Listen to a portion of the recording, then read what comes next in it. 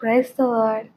இன்னைக்கான வார்த்தையை பார்க்கறதுக்கு முன்னாடி இன்னைக்கு நம்ம எதை பத்தி பார்க்க போறோம் அப்படின்னா, நீங்க ஆண்டவருக்கு முக்கியத்துவம் கொடுக்குற ஒரு பர்சனா, அப்போ இன்னைக்கு உங்களுக்கு ஒரு குட் நியூஸ். நீங்க ஆண்டவருக்கு முக்கியத்துவம் கொடுக்கறதுனால உங்களையும் உங்களை சார்ந்த ஒவ்வொரு சின்ன விஷயத்தின் மேலும் தேவனுடைய திட்டம் இருக்கும். எப்படின்னு கேக்குறீங்களா? எடுத்துக்கொள்ளலாம். நியாயாதிபதிகள் 6ஆம் அதிகாரம். இந்த அதிகாரத்துல என்ன இருக்கு அப்படின்னா, கிதியோன் ஒரு தேவதூதனை நேருக்கு நேர் தத்ரூபமா பாக்குறாங்க. பார்க்கும்போது தேவதூதன் என்ன சொல்றாங்க? பராக்கிரமசாலியே, கர்த்தர் உன்னோட இருக்கிறார். கிதியோன் அதுக்கு என்ன சொல்றாங்க? கர்த்தர் என் கூட இருந்திருந்தா மீதியானியருடைய கைக்கு எங்களை ஒப்பு கொடுத்திருப்பாரா? ஒரு கொஸ்டின் அங்க வைக்கிறாங்க. ஆனா இதெல்லாம் இருக்கட்டும், கிதியோனுக்கு இப்போ ஒரு டவுட் வருது. என்கிட்ட இப்ப பேசுறது தேவனுடைய தூதன் தானா, கர்த்தருடைய தூதன் தானா அப்படின்னு ஒரு கொஸ்டின் வருது. கொஸ்டின் வந்த உடனே ஒரு அடையாளத்தையும் கிதியோன் கேட்கிறான். என்ன அடையாளம்? 17ஆம் வசனம் கடைசி லைன் பாருங்க. ஒரு அடையாளத்தை காட்ட வேண்டும். என்ன அடையாளத்தை கேட்கிறாங்க கிதியோன் அப்படின்னா, நான் காணிக்கையை போய் எடுத்துட்டு உங்ககிட்ட வர வரைக்கும் இந்த இடத்துலயே நீங்க உட்கார்ந்து இருக்கணும் அப்படிங்கறது அந்த அடையாளம். கிதியோன் இப்போ காணிக்கையை எடுக்க போறாங்க. எடுத்துட்டு வரேன்னு ஒரு காணிக்கையை சொன்னாங்களே தேவதூதன்ட்ட, அந்த காணிக்கையை எடுத்துட்டு வர போறாங்க. என்னென்ன காணிக்கை? 19ஆம் வசனம் பாருங்க. வெள்ளாட்டுக்குட்டி, அப்பங்கள், இறைச்சி, ஆணம், இந்த 4 விஷயமும் காணிக்கையா எடுத்துட்டு தேவதூதன் கிட்ட வராங்க. தேவதூதன் அந்த இடத்துல இருக்காங்க. இருக்கும்போது தேவதூதன் கல்லுக்கு மேல இறைச்சியையும் அப்பத்தையும் வச்சுட்டு அதன் மேல ஆணத்தை ஊற்று அப்படின்னு சொல்றாங்க. சொன்ன உடனே தேவதூதன் கையில ஒரு கோல் இருக்கு. அந்த கோலை நீட்டி தொட்ட உடனே அது பற்றி எரிஞ்சிருச்சு. இந்த அடையாளத்தை பார்த்த உடனே கிதியோன் புரிந்து கொண்டார், உண்மையிலேயே என் கூட பேசினது தேவ தூதன் தான், கர்த்தருடைய தூதன் தான் அப்படின்ட்டு. பேசுறது கர்த்தருடைய தூதன் தான்ட்டு தெரிஞ்ச உடனே கிதியோனுடைய ரியாக்ஷன் எப்படி இருக்கு பாருங்க. 6ஆம் அதிகாரம் 22ஆம் வசனம். ஐயோ, கர்த்தரான ஆண்டவரே, நான் கர்த்தருடைய தூதனை முகமுகமாய் கண்டேனே என்றான். இது யாரோட ரியாக்ஷன் மாதிரி இருக்கு தெரியுமா? ஐசாயா 6ஆம் அதிகாரத்தை வாசிச்சு பார்த்தா தெரியும். முதல் 5 வசனங்களை வாசிச்சா தெரியும். அதுல ஐசாயாவுக்கு தேவன் ஒரு தரிசனத்தை கொடுக்கிறார். என்ன தரிசனம்? சேராபீன்கள். சேராபீன்கள் 2 செட்டைகளை வச்சுட்டு தங்களோட முகத்தை மறைச்சுக்கிறாங்க. மிச்சம் இருக்கிற 2 செட்டைகளை வச்சுட்டு தங்களோட கால்களை மறைச்சுக்கிறாங்க. மிச்சம் இருக்கிற 2 செட்டைகளை வச்சு பறந்துட்டு ஒருவரை ஒருவர் நோக்கி, ஒரு சேராபீன் இன்னொரு சேராபீனை நோக்கி, ஒருவரை ஒருவர் நோக்கி, கர்த்தர் பரிசுத்தர் பரிசுத்தர் பரிசுத்தர் அப்படி சொல்ற மாதிரி ஒரு தரிசனத்தை காண்கிறான் ஐசாயா. அப்படி ஒரு தெய்வீக தரிசனத்தை ஐசாயா பார்த்த உடனே ஐசாயா எப்படி ரியாக்ட் பண்றாங்க பாருங்க. ஐசாயா 6ஆம் அதிகாரம் 5ஆம் வசனம். அப்பொழுது நான், ஐயோ அதமானேன், நான் அசுத்த உதடுகள் உள்ள மனுஷன், அசுத்த உதடுகள் உள்ள ஜனங்களின் நடுவில் வாசமாயிருக்கிறவன், சேனைகளின் கர்த்தராகிய ராஜாவை என் கண்கள் கண்டதே. இது எதை தெரியுமா குறிக்குது? ஏன் கண்ணு பாத்துருச்சே,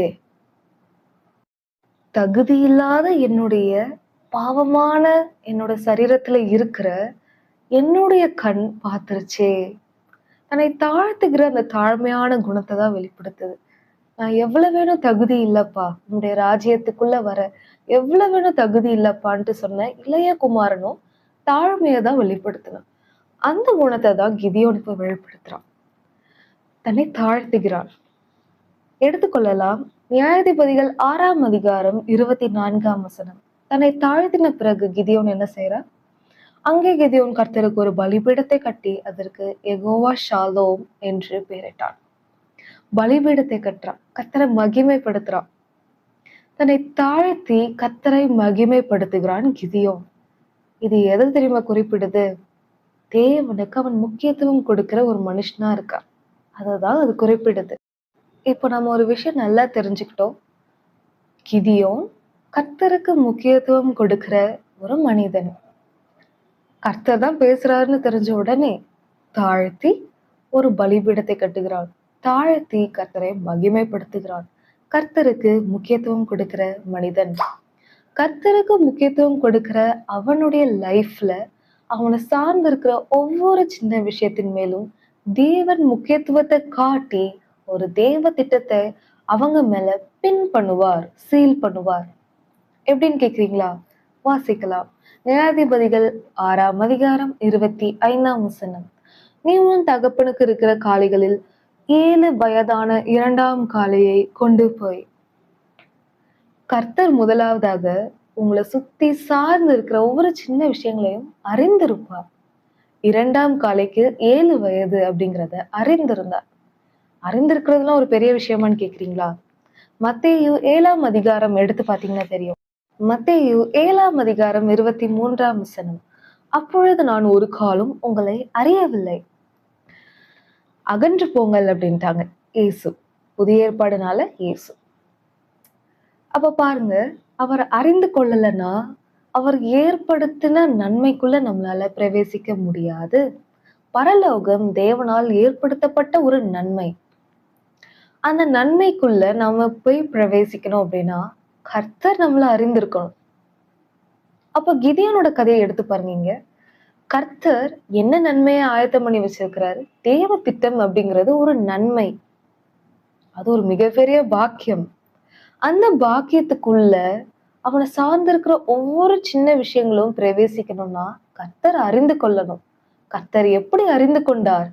கிதியோன் கர்த்தருக்கு முக்கியத்துவம் கொடுத்ததுனால கிதியோனை சார்ந்து இருக்கிற ஒவ்வொரு சின்ன விஷயங்களையும் கர்த்தர் அறிந்து கொண்டார். கர்த்தர் அறிந்து கொண்டு அந்த நன்மைக்குள் பிரவேசிக்க வைக்கிறார். தேவ திட்டத்திற்குள் பிரவேசிக்க வைக்கிறார். என்ன தேவ திட்டம் தெரியுமா இருந்தது?